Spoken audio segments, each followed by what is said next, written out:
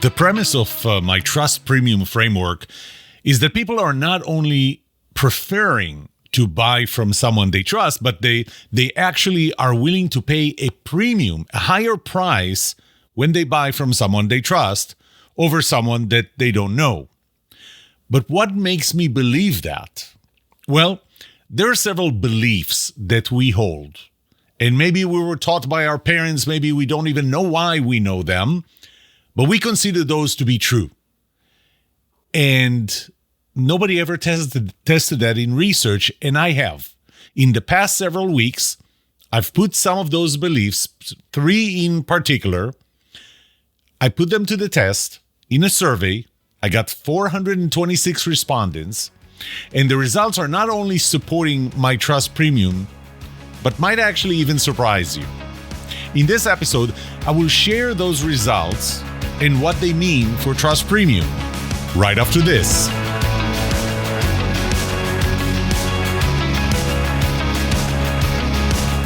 Welcome to The Trust Show. I'm Yoram Solomon, your host, the author of the Book of Trust and facilitator of the Trust Habits Workshop. My mission is simple. I want to help you form habits that build your trustworthiness, because the answer to this question will have the biggest impact on your personal and professional success or failure. Can I trust you?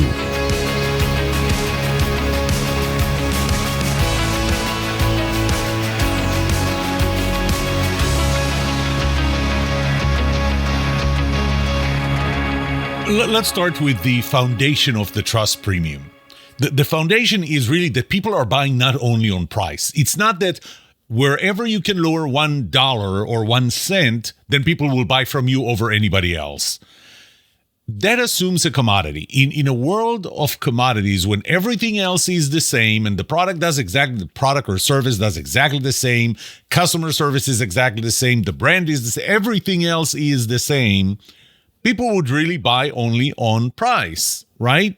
Well, I'm going to claim that they actually buy on trust, but assuming the trust is exactly the same as well, then people will buy purely on trust, on price, not on anything else.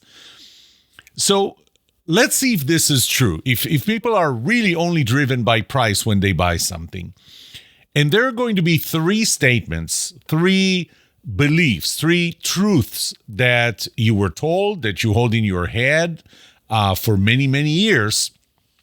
Could be because our parents always told us this. I know that I talked to my wife about it, and she says, my mom told me always that. And one of the statements she says is, I'm not rich enough to buy a used car.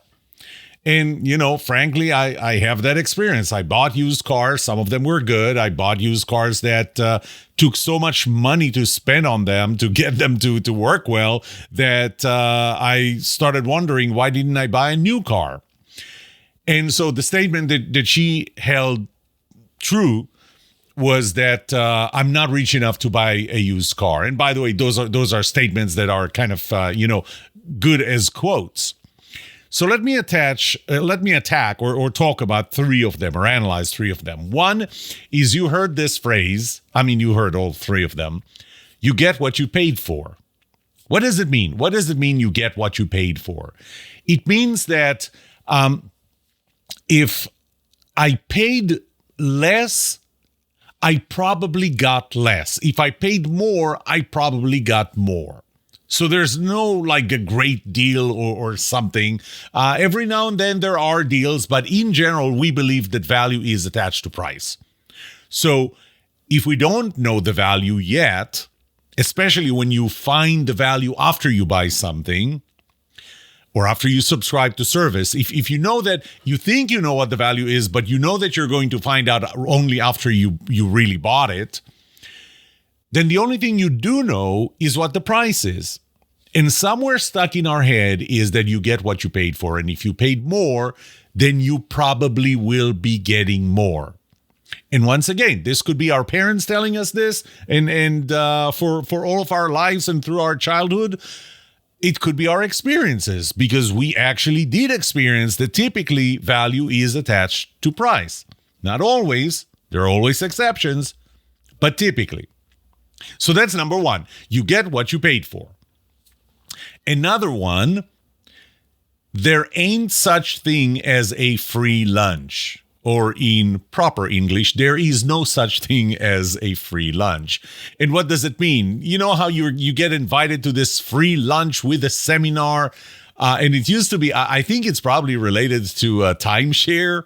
I remember you go to this timeshare place and it's a free lunch or a free dinner, and you go and you sit through dinner and they pitch to you. And one of the conditions for you to sit through dinner is that you're going to sit through their sales speech, and they expect you to buy, and there's a lot of pressure.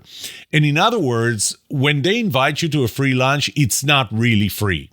Whether it's your time or you're going to spend money in another way, but there is no such thing as a free lunch. So we know that one too. We heard that one too, whether it was our parents or anybody else that kept telling us this, or our own experiences that we never got a free lunch and really there was absolutely no expectation. Once again, there are exceptions, but in general, there is no such thing as a free lunch. And the third one, if it's too good to be true, it probably is not true. So if something appears to be too good to be true and you don't know why it is, and you know this can't be right, it's probably wrong. It's probably not true. Okay? So there are those three statements, those three quotes, those three truths, beliefs, whatever we call them, that we were told, that we experience, and we hold in the back of our heads. You get what you paid for. There is no such thing as a free lunch. And if it's too good to be true, it probably is. Let's check them. Let's put them to the test. So what I did actually in the last several weeks, well, I did that over the last several months as part of my Trust Premium research, but over the last several weeks, I really narrowed it down to only test those three. I actually tested two more that are not related to this episode. So in a later episode, I'll talk about the other two. But right now, these three. So I ran a survey. I had 426 responses. Okay. One thing that I'll tell you is I'm using a company called Sentiment with a C, not with an S, Sentiment. And I really want to thank them for how easy it is to work with them. And a person, their representative by the name of Jacob, rang me. And he was the one helping me and you know, getting everything straightened and all, and helping the process go smooth. And I really appreciate Jacob's help. And I used them and I developed a survey. And again, Jacob was helping me in making sure that I don't make any mistakes and I get what I wanted to. And that survey really had only a few questions. It's 5 main questions. Actually, there's a 6th one as well, but that took a different form. And then there was the demographics. I really focused this time only on age and gender. In the past, I found that in my Trust Premium research, other things like education level and even income level didn't have that big of an impact on the results. So I just decided to take those out. The shorter the survey is, especially today when we have a very short attention span, the shortest, the fastest the survey is, the easier it is for you to get good results, credible results, and more results. So it was really down to 9 questions, a total of 9 questions. How about we jump into the results? Okay, so 3 statements. You get what you paid for. There is no such thing as a free lunch. And if something is too good to be true, it probably is not true.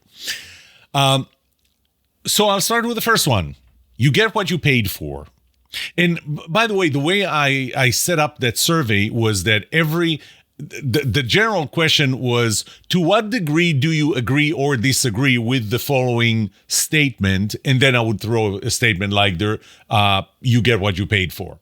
Okay. And there are 7 levels here. Varying from I strongly disagree with that statement, I generally disagree, I somewhat disagree, I'm neutral, I somewhat agree with that statement, I generally agree with that statement, and I strongly agree with that statement. So I'm going to look at it from several different perspectives. The first one is just how many said agree, whether it's somewhat, generally, or strongly agree, versus how many said disagree, somewhat, generally, or strongly disagree, and then the rest are neutral. So you get what you paid for. What percentage of people do you think agree with that statement? Think about it for a second. You get what you paid for. What percentage? Out of 100%, 67% agree with that statement. Just so that you know, 36% generally and strongly agree, 31% somewhat agree with that statement. But agreeing with that statement was 67%. Only 16% disagree with that statement. Only 16% disagree with that statement. And by the way, only 2% strongly disagree, and even only 2% generally disagree. So of the 16% who disagree with that, 12 only somewhat disagree. This is a very strong agreement with that statement. You get what you paid for. We strongly believe that you get what you paid for.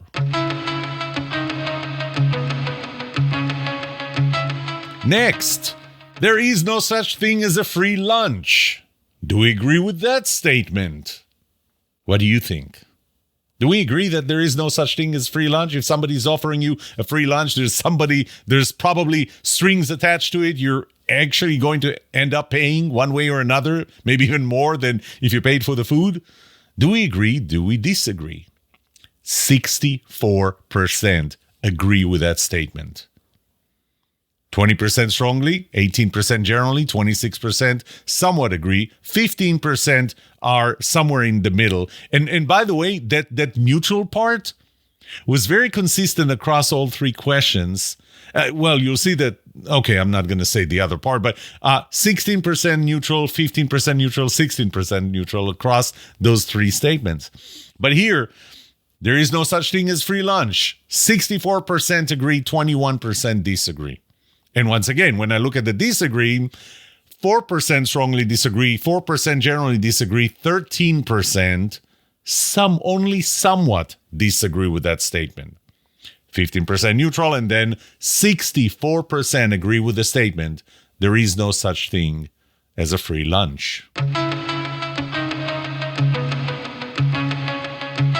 I don't know about you, but I think that these results are pretty cool. Okay, so third statement, if something is too good to be true, it probably is. What percentage do you think here? 73%. 73% of 426 participants agree with that statement. 25%, by the way, strongly agree. 20% generally, 29% somewhat agree total. 73%, yes, I know they add up to 74. That's rounding. 73% agree with the statement. If something is too good to be true, it probably is. Only 11% disagree. 2% strongly disagree, 1% generally disagree, 7% somewhat disagree, 16% again neutral. 73% agree with the statement, if something is too good to be true, it probably is. So the results that I shared with you are general results, both men and women, total of 426. But I wanted to compare and see the impact of gender and the impact of age. So let me start with gender. I had 206 men and 219 women. And you may ask, wait, 206 men plus 219 women, that is not 426, that's 425. I had one person identifying themselves as non-binary.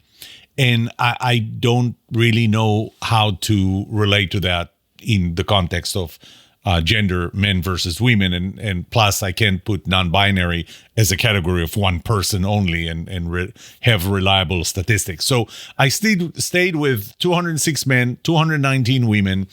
Let me ask you this. Those beliefs, you get what you paid for, there is no such thing as free lunch, and if something is too good to be true, it probably is.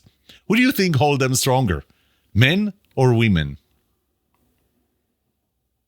Well, yesterday, as my wife and I were driving to friends, I asked her on the way, and she said, definitely women. Nope, men. All three of them. So you get what you paid for.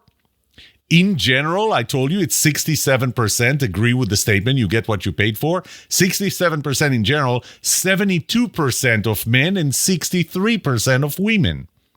9% more men than women believe that statement. And if we look at the flip side, disagreeing, in general, it's 16%. Only 12% of men disagreed. 21% of women disagreed with that statement. There is no such thing as free lunch. General agreement, 64%, but men agreed 69% versus women, 58%. So this is even more than 10% difference between men and women. Men are stronger believers in that statement than women. Disagree. Men, in general, 21%. Men, only 18% disagreed. Women, 23% disagreed. Which, by the way, is an interesting thing here, because that meant that women had a smaller neutral area. And that's true in this case more than the previous one. Okay. So this is there is no such thing as free lunch. How about too good? If something is too good to be true, it probably is. In general, the agreement was 73%. Men agreed 79%. Women only agreed 68%. Disagreement in general 11%. Men agreed only 8%. Women agreed 13%. Once again, fewer women were neutral to the answer. So in general, the conclusion from that part was that we all believe these statements that you get what you paid for, there is no such thing as free lunch, and if something is too good to be true, it probably is. But men hold those beliefs stronger than women. All three of them. Just something interesting to keep in mind. The next factor that I wanted to check if it has any impact is age. Do we change how we hold those beliefs, or how strongly we hold or agree or disagree with them, with those beliefs, with age? Now, one thing that I'm going to state here is the previous ones were really, everything I described to you was what's called descriptive statistics. So I looked at averages. I counted. I mean, it was really just counting. It was the percentage. What percentage of people, men, women, answered one way versus another. I just gave you the percentages. But now I wanted to check correlation. Is there any correlation between age and how strongly we hold any one of those beliefs? And when you check correlation, now you're getting into statistics. It's more than just descriptive statistics. It's really connection between factors or variables.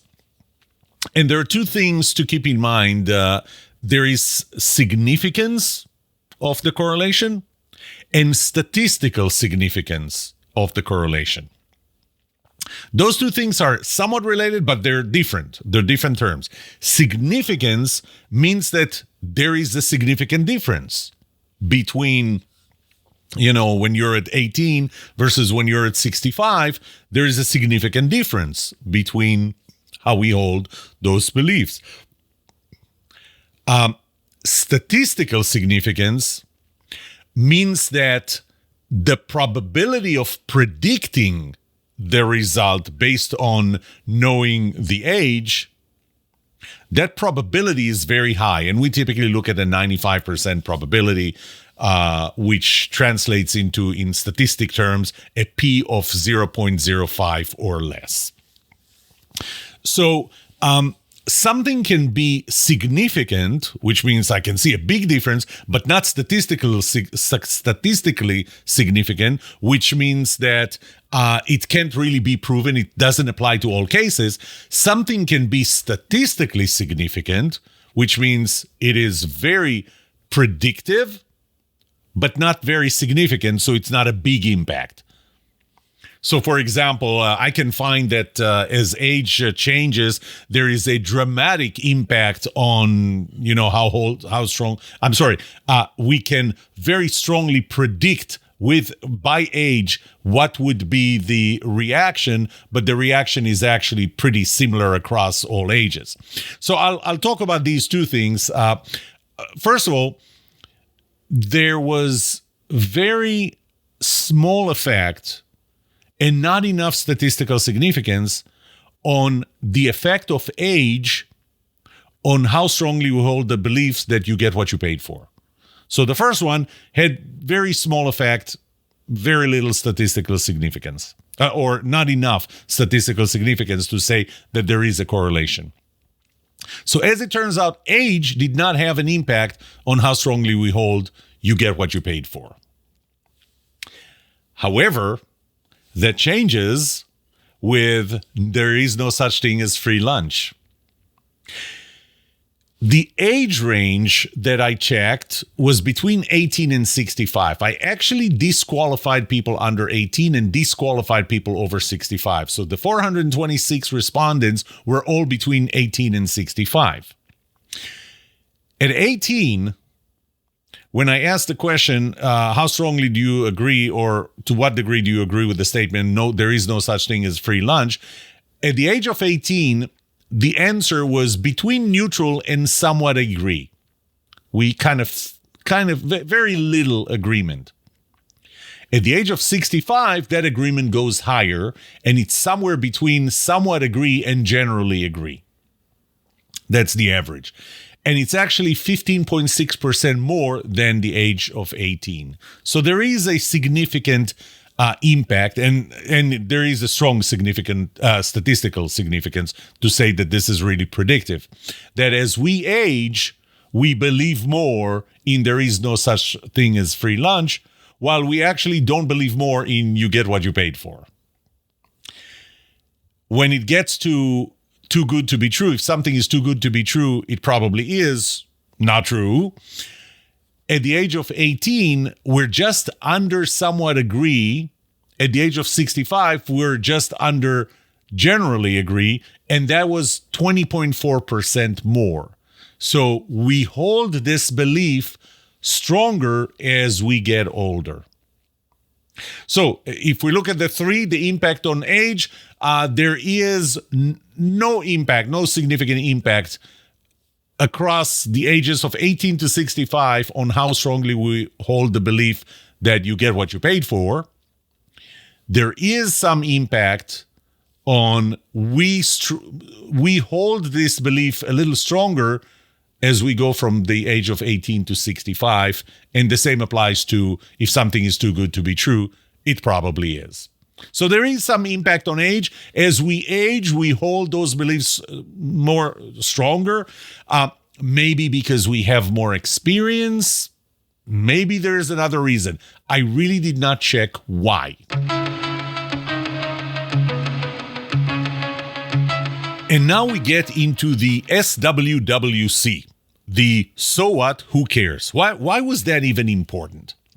The whole premise for Trust Premium, which has been my research for the last several months, probably at this point more than 6 months, the whole premise is that price is not everything, that we value things other than price, and that we appreciate value.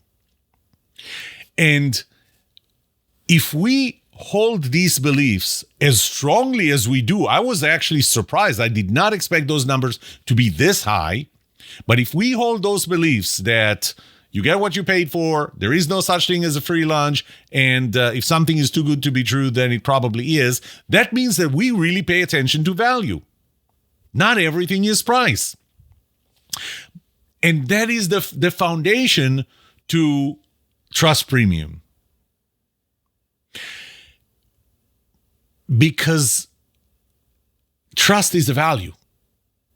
The fact that we value one person, and this is the whole research of Trust Premium, the fact that we value the trust that we have in one person means that we're willing to pay more, a higher price. We have value for it, and therefore we pay a higher price. And you already know from previous episodes and previous research that I advertised, that I published, that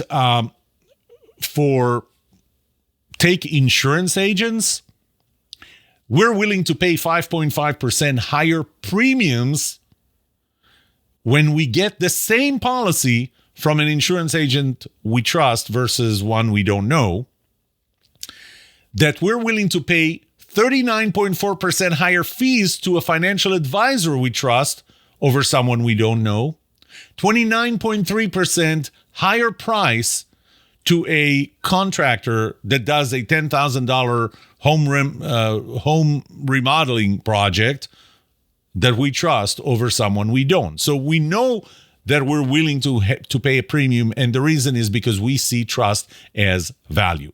But we have to keep in mind that trust is relative and contextual. Everything that I described to you, and when I described my findings to my wife yesterday and told her, that we believe this statement that you get what you paid for, she said, it depends on what.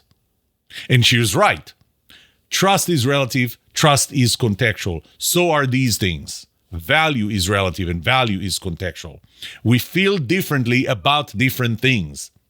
We may agree with you get what you paid for on one thing, not necessarily or not to the same degree on something else. Then there are different factors that affect the trust premium, like the consequences of making the wrong decision. Is this going to be a long-term relationship? Is this something that I know enough, can control enough? And other factors that affect what the trust premium is. And we should never forget that, first of all, you have to build trust so that you will get that trust preference, which means customers will choose you over someone they don't know, because they trust you, and the trust premium, which means they're willing to pay you more. So we have to keep all of these in mind, but I want to get back to the foundation for all of this is that we believe in things like those three statements.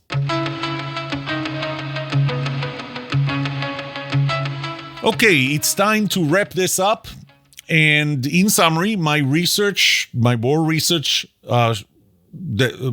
recent research that I did shows that we really believe, not just really believe, we strongly believe that, one, you get what you paid for.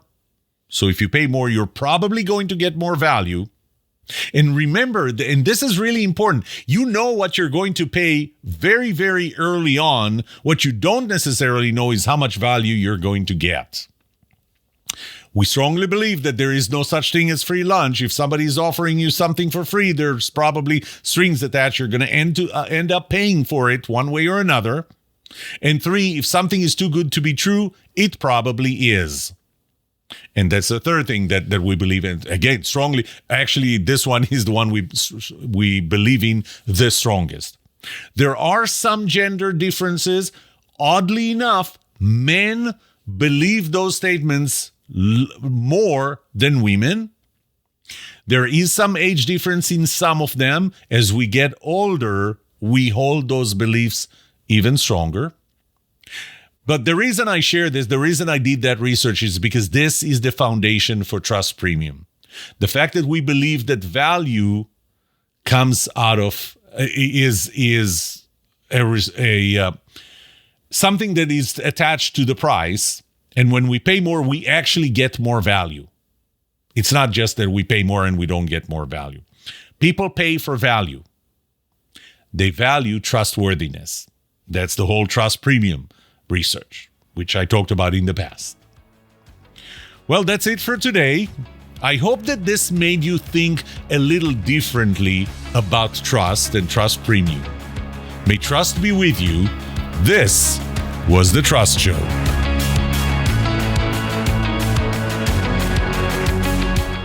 What would you like to know about trust and trustworthiness? Let me know and I'll answer it in a future episode. I would love to hear from you. Email me at yoram@thetrustshow.com. If you like this episode, subscribe to the show so you will automatically get notified when I release a new episode. Rate it. Write a review for this podcast because those ratings help not only you, but also others looking for podcasts just like this. If you're looking for more resources to learn about how to build trust, be trusted, or know who to trust, look up my workshops, online courses, books, or go to my website, trusthabits.com. And remember that the answer to these two questions will have the biggest impact on your personal and professional success or failure. Can I trust you? And can you trust me? Thank you for listening or watching The Trust Show.